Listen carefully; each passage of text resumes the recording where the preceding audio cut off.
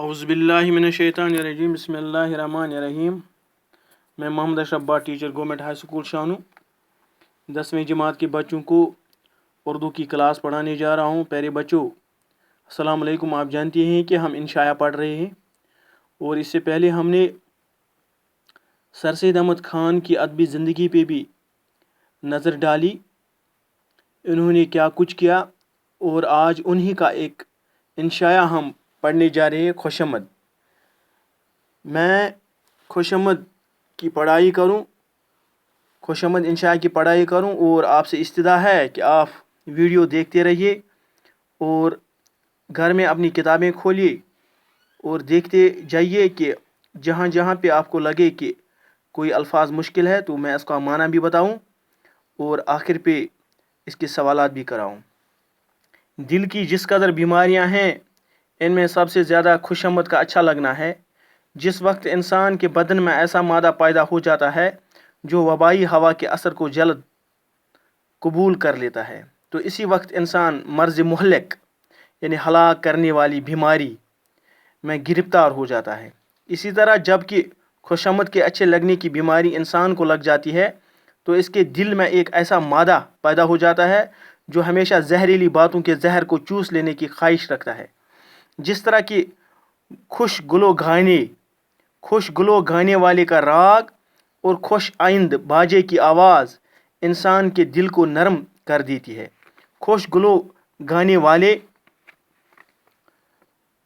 یعنی اچھی آواز والا، سریلی آواز والا، جس کی آواز اچھی ہو، سریلی آواز گانے والا کا راگ کا گانا جس طرح خوش آئند، اور اس باجے کی آواز جس سے انسان کے دل کو نرم کر دیتی ہے، اسی طرح خوشامد بھی انسان کے دل کو ایسا پگھلا دیتی ہے کہ ہر ایک کانٹے کے چبھنے کی جگہ اس میں ہو جاتی ہے. اول یہ ہوتا ہے کہ ہم اپنی آپ خوشامد کرتے ہیں اور اپنی ہر ایک چیز کو اچھا سمجھتے ہیں، اور آپ اپنی خوشامد کر اپنے دل کو خوش کرتے ہیں. پھر رفتہ رفتہ اوروں کی خوشامد ہمیں اثر کرنے لگتی ہے. اس کا نتیجہ یہ ہوتا ہے کہ اول تو خود ہم کو اپنی محبت پیدا ہوتی ہے، پھر یہی محبت ہم سے باغی ہو جاتی ہے، ہم سے دور ہو جاتی ہے اور ہمارے بیرونی دشمنوں سے جا ملتی ہے. جو محبت و مہربانی ہم خود اپنے ساتھ کرتے ہیں وہ ہم خوشامدیوں کے ساتھ کرنے لگتے ہیں. یعنی جو لوگ ہم سے خوشامد کرتے ہیں ان سے بھی ہم محبت کرتے ہیں، ایسی ہی جھوٹی محبت جس طرح ہم کرتے ہیں. اور وہی ہماری محبت ہم کو یہ بتلاتی ہے کہ ان خوش آمدیوں پر مہربانی کرنا نہایت حق اور انصاف ہے، کیونکہ وہ تو ہماری خوش آمد کرتے ہیں، وہ تو ہماری تعریفیں کرتے ہیں، جو ہماری باتوں کو ایسا سمجھتے ہیں اور ان کی اس قدر کرتے ہیں کہ ہمارا دل ایسا نرم ہو جاتا ہے اور اس قسم کے فسلاوی اور فریب یعنی دھوکہ میں آ جاتے ہیں، تو ہماری عقل خوش آمدیوں کی مکر و فریب دھوکے سے اندھی ہو جاتی ہے، اور وہ مکر و فریب ہماری بیمار طبیعت پر بالکل غالب آ جاتا ہے. لیکن اگر ہر شخص کو یہ بات معلوم ہو جاوے کہ خوشامد کا شوق کیسے نالائق اور کمینہ سببوں سے پیدا ہوتا ہے، تو یقیناً خوشامد کی خواہش کرنے والا بھی ویسا ہی نالائق اور کمینہ مکسور ہونے لگے گا، متوسر ہونے لگے گا. جبکہ ہم کو کسی ایسے وصف کا شوق پیدا ہوتا ہے جو ہم میں نہیں ہے، یا ہم ایسے بننا چاہتے ہیں کہ جیسے کہ در حقیقت ہم نہیں ہیں، تب ہم اپنے تئیں خوش آمدیوں کے حوالے کرتے ہیں جو اوروں کے اوصاف اور اوروں کی خوبیاں ہمیں لگانے لگتے ہیں.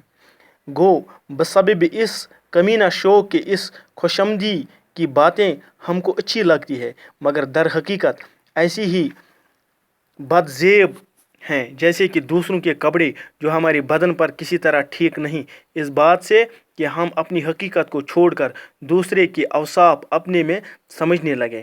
یہ بات نہایت عمدہ ہے کہ ہم خود اپنی حقیقت کو چھوڑ کر دوسرے کے اوصاف خود اپنے میں پیدا کریں اور بعض جھوٹی نقل بننے کی خود ایک اچھی اصل ہو جائیں، کیونکہ ہر قسم کی طبیعتیں جو انسان رکھتے ہیں اپنے اپنے موقع پر مفید ہو سکتی ہے. ایک تیز مزاج اور چست و چالاک آدمی اپنے موقع پر ایسا ہی مفید ہوتا ہے جیسے کہ ایک رونی صورت کا چپ چاپ آدمی اپنے موقع پر. خودی جو انسان کو برباد کرنے والی چیز ہے.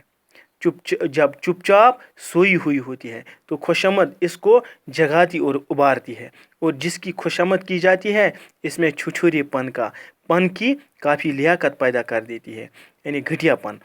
مگر یہ بات بخوبی یاد رکھنی چاہیے کہ جس طرح خوشامد ایک بدترین چیز ہے، اسی طرح مناسب اور سچی تعریف کرنا نہایت عمدہ اور بہت ہی خوب چیز ہے۔ یعنی اگر کوئی تعریف کے لائق ہو تو ہم اس کی مناسب اور سچی تعریف کریں تو یہ عمدہ اور بہت ہی خوب چیز ہے۔ جس طرح لائق شاعر دوسروں کی تعریف کرتے ہیں کہ ان اشعار سے لوگوں کا نام باقی رہتا ہے، اور شاعری کی خوبی سے خود ان شاعروں کا نام بھی دنیا میں باقی رہتا ہے۔ دونوں شخص خوش ہوتے ہیں، ایک اپنی لیاقت کے سبب اور دوسرا اس لیاقت کو تمیز کرنے کے سبب۔ مگر لیاقت شاعری کی یہ ہے کہ وہ نہایت بڑے استاد مصور کی مانند ہو کہ وہ اصل صورت اور رنگ اور کھال و خط کو بھی قائم رکھتا ہے، اور پھر بھی تصویر ایسی بناتا ہے کہ خوشنما معلوم ہو۔ اشعار کے شاعروں میں ایک بڑا نقص یہی ہے کہ وہ اس بات کا خیال نہیں رکھتے، بلکہ جس کی تعریف کرتے ہیں اس کے اوصاف اچھے، جھوٹے اور ناممکن بیان کرتے ہیں، جن کے سبب سے وہ تعریف نہیں رہتی بلکہ فرضی خیالات ہو جاتے ہیں۔ اس فرضی خیالات کو ہی پھر ہم خوشامد کہتے ہیں۔ ناموری کی مثال نہایت عمدہ خوشبو کی ہے۔ جب ہوشیاری اور سچائی سے ہماری واجب تعریف ہوتی ہے تو اس کا ویسا ہی اثر ہوتا ہے جیسے عمدہ خوشبو کا، یعنی جیسے خوشبو ہے جس کا اثر ہوتا ہے جو حقیقی ہو، تو اس کا اثر بھی ویسا ہی ہوتا ہے جو واجب تعریف ہو۔ مگر جب کسی کمزور دماغ میں زبردستی سے وہ خوشبو ٹھونس دی جاتی ہے تو ایک تیز بو کی مانند دماغ کو پریشان کر دیتی ہے۔ فیاض آدمی کو بدنام اور نیک نامی کا زیادہ خیال ہوتا ہے، اور عالی ہمت طبیعت کو مناسب عزت اور تعریف سے ایسی ہی تقویت ہوتی ہے جیسے کہ غفلت اور حقارت سے پست ہمتی ہوتی ہے۔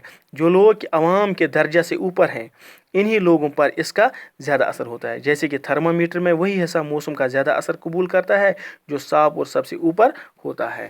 اس طرح سے ہم نے اس انشاء کی پڑھائی بھی کی ہے، آج خوشامد انشاء کی پڑھائی بھی کی ہے، تو کل ہم انشاءاللہ اس کے سوالات بھی لکھیں گے، اور جو اس کے مشکل الفاظ ہیں جو اس میں استعمال ہوئے ہیں ان کا معنی بھی انشاءاللہ کل ہم لکھیں گے، بتائیں گے آپ کو، اور آپ لکھیں گے یا ہم لکھیں گے، تفصیل سیاہی پہ لکھیں گے، اور پھر اس کے سوالات بھی کریں گے۔